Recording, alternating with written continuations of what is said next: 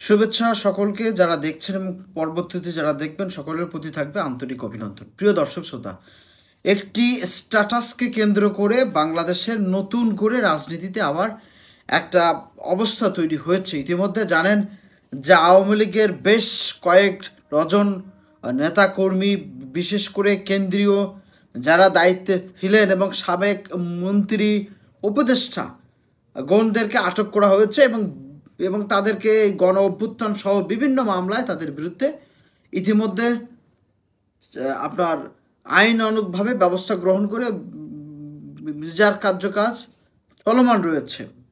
কিন্তু প্রশ্ন হচ্ছে যে সাবেক পর্যটন মন্ত্রী এবং বাণিজ্য মন্ত্রী কর্নেল অবসরপ্রাপ্ত ফারুক খান, তিনি ফেসবুকে একটি স্ট্যাটাস দিয়েছেন। এই স্ট্যাটাসকে কেন্দ্র করে আজকের এই আলোচনা। প্রিয় দর্শক শ্রোতা যারা দেখছেন এবং শুনবেন, সকলের প্রতি অনুরোধ থাকবে আমাদের চ্যানেলটি সাবস্ক্রাইব করার জন্য।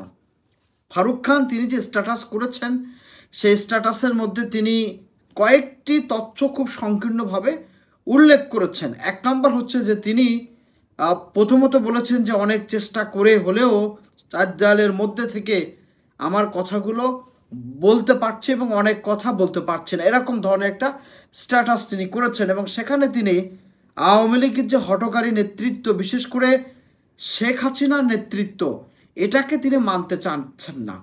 তাহলে এখন এই পরিস্থিতিতে আমানা আসলে আওয়ামী লীগের কিছু যায় আসে না, বা শেখ হাসিনার তো কোনো কিছু যায় আসে না, এবং আওয়ামী লীগের যারা শেখ পরিবারের তাদের কিছুই যায় আসে না। কিন্তু প্রশ্ন হচ্ছে, ফারুক খানদের মতো লোকরা যদি ওই সময়ে হাসিনাকে থামাতে পারতেন, যে আপনার অনেকগুলো সিদ্ধান্ত হঠকারিতা, আপনি বঙ্গবন্ধুর গোড়া যেভাবে স্ট্যাটাস বলেছেন যে বঙ্গবন্ধুর গোড়া আওয়ামী লীগ নিয়ে রাজনীতি করতে চায় বা আওয়ামী লীগের স্বপ্ন দেখতে চান, তাহলে বঙ্গবন্ধুর গোড়া আওয়ামী লীগরে যদি তিনি স্বপ্ন দেখতে চাইতেন, বা তাদের একটা অংশ যদি সত্যিকার অর্থে বাংলাদেশের জনগণ নিয়ে চিন্তা করতেন, বা আওয়ামী লীগের অংশ নিয়ে চিন্তা না করে যদি শেখ মুজিবের চিন্তা করতেন, তাহলে শেখ হাসিনার হঠকারিতার সিদ্ধান্ত এত সহজে তিনি নিতে পারতেন। প্রশ্ন হচ্ছে যে এখানে যারা আওয়ামী লীগের কেন্দ্রীয় নেতা ছিলেন, যাদেরকে ইউটিলাইজ করে শেখ হাসিনা ক্ষমতার আসনে 16 বছর ধরে ছিলেন, তারা হাসিনার কাছে কট ছিল।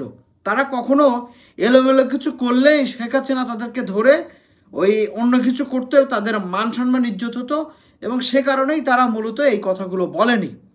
কী কারণে বলেনি সেটাও আমাদের জানা দরকার। এবং ইতিমধ্যে ফারুক খানের এই স্ট্যাটাসকে কেন্দ্র করে জনগণের মধ্যে এবং রাজনীতির মধ্যে এবং বিশেষ করে ছাত্ররা যারা গণ অভ্যুত্থান সংশ্লিষ্ট নেতৃত্ব ছিলেন, তাদের মধ্যে এক ধরনের শঙ্কা তৈরি হচ্ছে যে হয়তো ফারুক খান দেয়ালে বসে, তিনি কারাগারে বসে এটা করেননি, হয়তো তার পেজকেও ইউজ করে এরকম একটা তথ্য দিয়েছে, এবং পরবর্তীতে এই তথ্যটা দেখা যাচ্ছে যে খুঁজে পাওয়া যাচ্ছে না। আমাদের স্পষ্ট যে ধারণাগুলো আসা শুরু করছে, সেটি আর বুঝতে বাকি নাই যে আওয়ামী লীগ তারা যেভাবে বাংলাদেশকে অবরুদ্ধ করে যে কার্যক্রম 16 বছর ধরে নষ্ট করেছে, দেশের প্রত্যেকটা গণতান্ত্রিক প্রতিষ্ঠান, শিক্ষা ব্যবস্থা, মানবাধিকার, সব কিছুতেই তারা যেভাবে ঢেলে সাজিয়েছিল নষ্ট করে, এটার মূল অর্থই ছিল হাসিনা এবং পার্শ্ববর্তী দেশ ভারত। আপনারা দেখেছেন আজকের খবর, যারা রিপাবলিক বাংলা তারা বলছে যে ডক্টর মোহাম্মদ ইউনূস নাকি পালিয়েছে। তো এই যে প্রোপাগান্ডাগুলো তারা শুরু করেছে, এই প্রোপাগান্ডাগুলোর মূল কেন্দ্র হচ্ছে হাসিনাকে সেভ করা। এবং এই ফারুক খানদের মতো লোক যারা হাসিনাকে সেভ করেছে, আজকে তারা তাদের যে ফল সেটা পাচ্ছে। বাংলাদেশের রাজনীতিবিদদের এখান থেকে শিক্ষা নেওয়া উচিত। যদি আগামীতে কেউ স্বৈরতন্ত্র চিন্তা করে, গণমানুষের আকাঙ্ক্ষাকে যদি কেউ উপেক্ষা করে, তাহলে বুঝতে হবে স্বৈরতন্ত্রের পথে তারা চলে যাচ্ছে। আমাদের জনগণ, প্রকৃতপক্ষে জনগণ কখনোই বাংলাদেশে আর স্বৈরতন্ত্রকে অ্যাকসেপ্ট করবে না।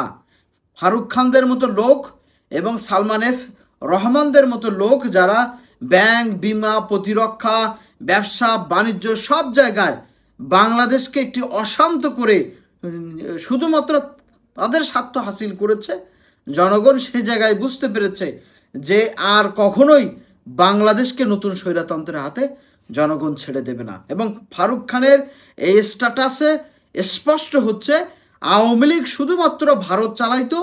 আওয়ামী লীগের কেন্দ্রীয় যারা দায়িত্ব পালন করেছেন, স্ট্যান্ডিং কমিটির যারা সদস্য ছিলেন, তারা মূলত ছিল ইন্ডিয়ার কাছে ধরাশয়ী।